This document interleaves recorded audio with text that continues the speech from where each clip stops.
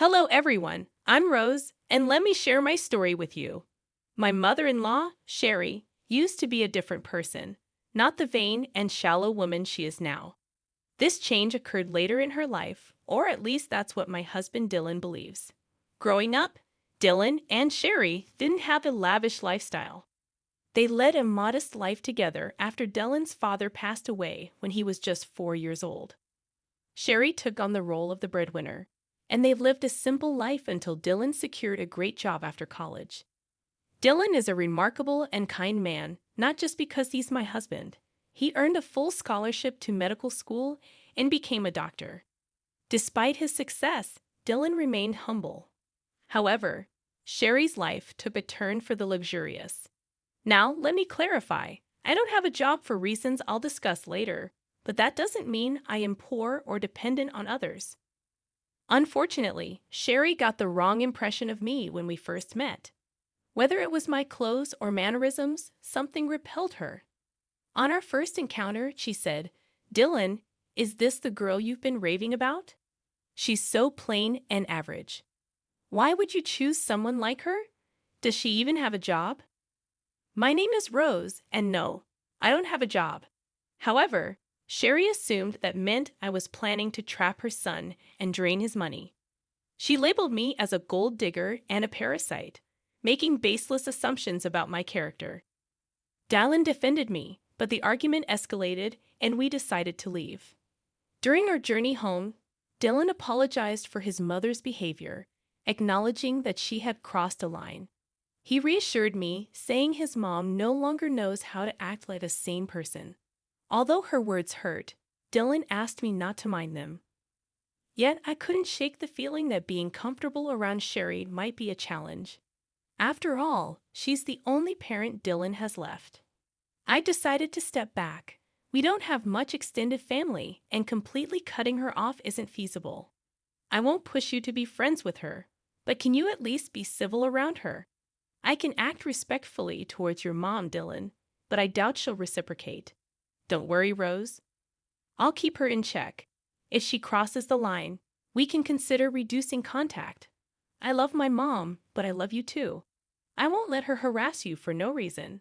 I was skeptical about my relationship with Sherry. Dylan assured me he'd stand up for me, but I still felt uneasy.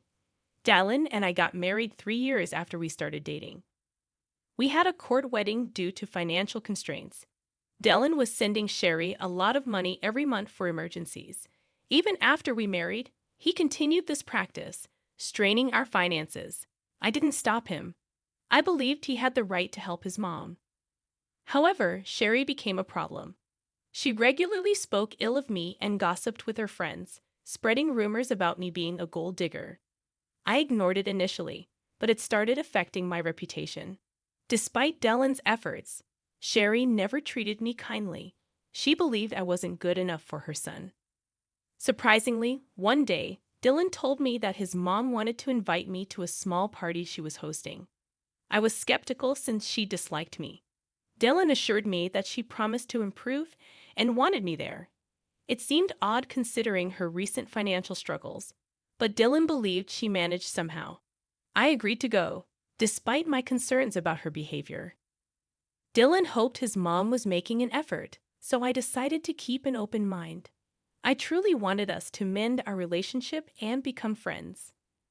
I had serious doubts that Sherry would ever consider being friends with me, despite my willingness to be civil and make an effort for Dylan's sake.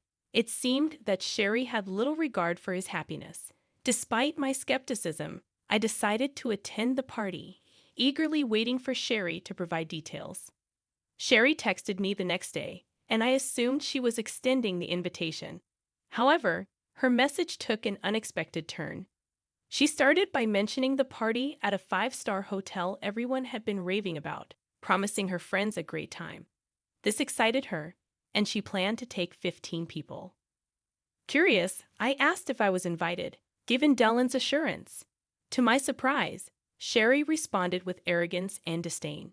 She made it clear that I was not invited, emphasizing the exclusivity of the event due to her wealth, family status, and the supposed classiness of her friends. I was taken aback and confused, as Dylan had genuinely believed Sherry was extending an invitation. I expressed my assumption, only to be met with Sherry's condescending remarks, stating that I wouldn't understand the intricacies of planning such an event. I decided to maintain my dignity, acknowledging her message and clarifying that I wouldn't attend if I wasn't wanted. Sherry reiterated her stance, emphasizing her class and status, while I resisted the urge to respond with anger. Disappointed and hurt, I chose not to share this with Dylan. Instead, I patiently waited for the day of the party. Sherry, oblivious to the emotional impact of her actions, sent me a picture showcasing her and her friends in designer outfits, flaunting their status on social media. I refrained from responding, choosing to focus on my work and patiently await the unfolding of events. After about 3 hours, I received a call from my dad, and here's a confession for you all. My dad owns the hotel where Sherry was hosting her party. Sherry had no clue about this. 3 years ago, I inherited a substantial amount from my grandfather, which I invested in my dad's business. Now, I receive a share of the profits from the hotel and other family-owned businesses. Despite coming from a well-off family, I prefer not to broadcast it, and that's why Sherry was unaware of my background. She also had no idea about the high cost of the 5-star hotel and its restaurant. Sherry let her friends order without checking the menu or prices, resulting in a hefty $2,000 bill. This turn of events was the perfect opportunity for revenge. My dad called me to inform me that Sherry was at the hotel, having amassed a $2,000 bill. She was now asking for a 50% discount, claiming she was short on cash. My dad sought my advice, as Sherry's party had been rude and entitled, upsetting the staff. As expected, I shared my frustration with my dad, recounting how Sherry had boasted about the party to mock me for not being invited. The irony was not lost on me, given that she couldn't even afford the party she was flaunting. My dad expressed his understanding of the situation and shared the challenges faced by his staff due to Sherry's behavior. I saw an opportunity for revenge and suggested making Sherry and her team wash the dishes, clean the entire kitchen and the floor, given their insulting behavior. I wanted to extend this revenge to include Sherry's team, who had also mistreated our staff. If Sherry tried anything foolish, my dad could call the cops on her. My dad laughed at the suggestion, giving it a big thumbs up. He even offered to share pictures of the event. It seemed like the perfect chance to turn the tables and teach Sherry a lesson about humility and respect. When it happened, I would have relished seeing Sherry face the consequences of her actions. My dad promised to follow my suggestion and hung up. An hour or so later, he sent me pictures of Sherry and her friends washing dishes and wiping the floor at our restaurants. Dad also shared that when Sherry saw him as the restaurant owner, she looked relieved. She began telling him that she knew the owner and they would get out of the situation. To her surprise, Dad instructed her to clean his restaurants. She was dumbstruck for a while, and when she started to protest, Dad reminded her that since she didn't consider me family, he didn't consider her family either. It was a hilarious turn of events, and though I wished I was there, I did get some good pictures. After a while, Dylan came home looking visibly upset. I could tell he had heard from Sherry about what happened, and I knew she must have given him a twisted account of the events. He approached me, questioning what he'd heard about my dad making his mom clean the restaurant dishes. I explained to Dylan that it was the usual norm for us in such situations. Sherry had gone to our restaurant, racked up a $2,000 bill, claimed she didn't have more than $1,000, harassed our staff, and her party had been a nightmare. I believe this punishment was fitting. Dylan seemed surprised and questioned who Sherry had taken with her and what they ordered. I informed him that she took 15 people, and they ordered a lot, especially the fancy items. He expressed disbelief, as Sherry had told him she was taking only 4 people and had invited me, but I declined. I clarified that things didn't happen that way, and I showed him the text messages from Sherry. Dylan requested the bills and asked me to show him the texts, wanting to understand the situation better. I showed Dylan all the texts, and my dad sent him the bills. I also presented some pictures to illustrate the scale of Sherry's party. Dylan grew extremely mad when he saw everything. He called Sherry, asking her what was wrong and why she hadn't told him the full story. Sherry claimed she only mentioned being short of cash, and I must have given him a different story to sabotage her. Dylan confronted her, pointing out that she declined my invitation and insulted me by saying I wasn't classy enough for her. Sherry tried to brush it off as a harmless joke, but Dylan wasn't buying it.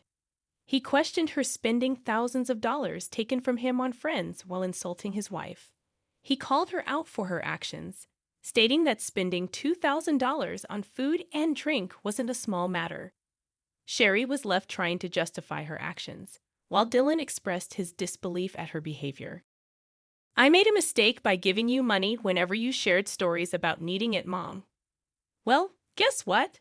I'm not giving you any money again. But Dylan, you've been so supportive for so long. You can't just stop now. It was a one-time mistake. Dylan, why are you overreacting? No, Mom, I am not overreacting. This is not a one-time mistake. If you can't even consider my wife as family, I don't want anything to do with you. I always thought he would change your mind, but you never did. I'm not paying you to insult my wife and call her classless while she sacrifices a lot to support you. This ends now. Dylan didn't listen to Sherry anymore. He hung up on her and blocked her number. He also apologized profusely to me for being mad at me without knowing the full story. I forgave him because, well, he did stand up for me. We had a serious discussion about Sherry and jointly decided that she will no longer be in our lives for now. Yes, Dylan is now a wealthy man, but he knows to stay humble. He found Sherry's behavior completely unacceptable, especially because it was directed towards me. I agreed with the fact that it was very unfair to me, and I was all set to remove her from our life for good. In the next few days, Sherry reached peak madness. She realized that her own actions may have damaged her relationship with her son for good, sending her into a horrible panic. She showed up at our house and demanded to speak with Dylan. Slowly, her demands turned into begging after she was turned away from the door every time. Yes, Sherry worked and earned some money. However, it wasn't enough for the high-end lifestyle she had gotten used to all these years.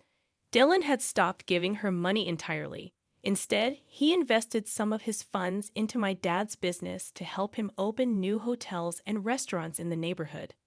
We do plan on expanding our hotel business to bigger cities, but we'll have to see what the future holds. Since Dylan stopped sending her funds, Sherry had to downgrade her lifestyle significantly. She was struggling to keep the rented condo with her own money and ultimately decided to end her lease. She has now shifted to a small one-bedroom apartment and doesn't have any money to spend on extras after all the bill payments. How do we know this? She emails us about it. Of course, she still downplays her behavior and acts like we are overreacting. Suffice it to say, she will be out of our lives for a while now. Just a month ago, I found out that I was pregnant. Dylan and I are overjoyed and busy planning everything before our baby comes. To be honest, I'm glad that my child won't be around shallow people like Sherry anymore. But if the time comes, I will make sure my dear mother-in-law doesn't get to fill my child's head with nonsense. For now, please wish us luck so that we can be good parents to a healthy child.